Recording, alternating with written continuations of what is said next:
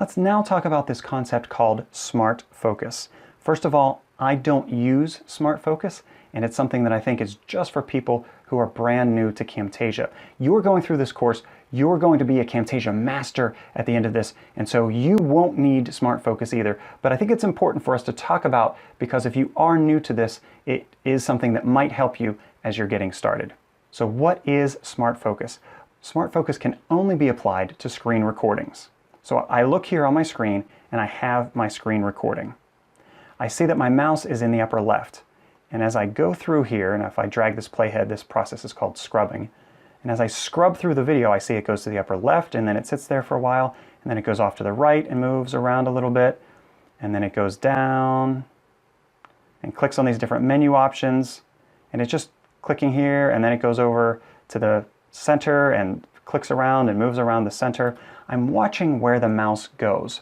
Now what smart focus is designed to do is to follow the mouse and to zoom in on those parts that you're talking about.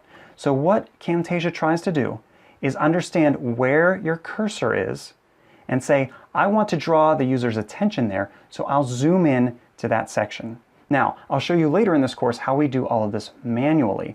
I think that it's better to do manually because then you can control precisely when you zoom in and how much you zoom in, as well as when you want to zoom out. And I like that control. I like to be able to finely tune that detail of when it's zooming and by how much.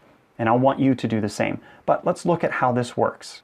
So we would go up to Modify, Smart Focus, and we can say here, Apply to Selected Media, because I have the screen recording selected. If instead I selected the audio track and tried to apply it here, notice Smart Focus, I can't apply Smart Focus to that track. It's not a recording. Or even if I tried to select my video, I can't select that. It can only be applied to a TechSmith recording file.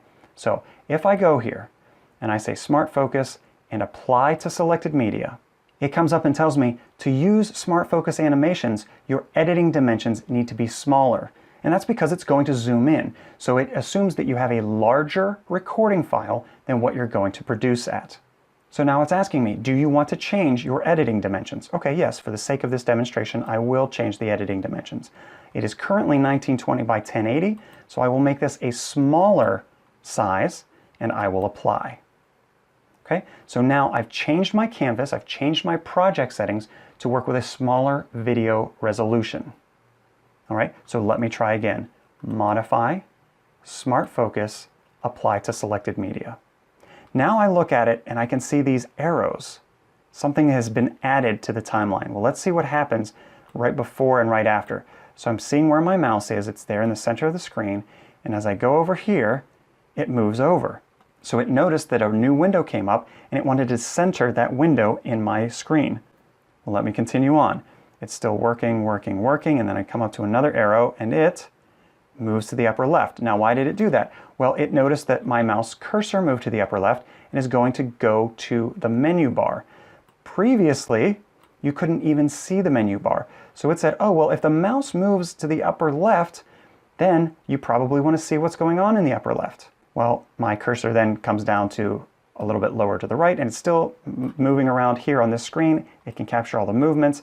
Then I have this other area, and what does it do? It zooms back out at the end because it recognizes that there's nothing else that Ron was clicking on, so we'll just zoom out at the end. So you can see here that Smart Focus does its best to understand where you are, where you want your user's attention to be from time to time, and direct your users to that area of the screen. You, as a Camtasia master, will be able to add each of these very easily and not rely on Smart Focus to do this for you.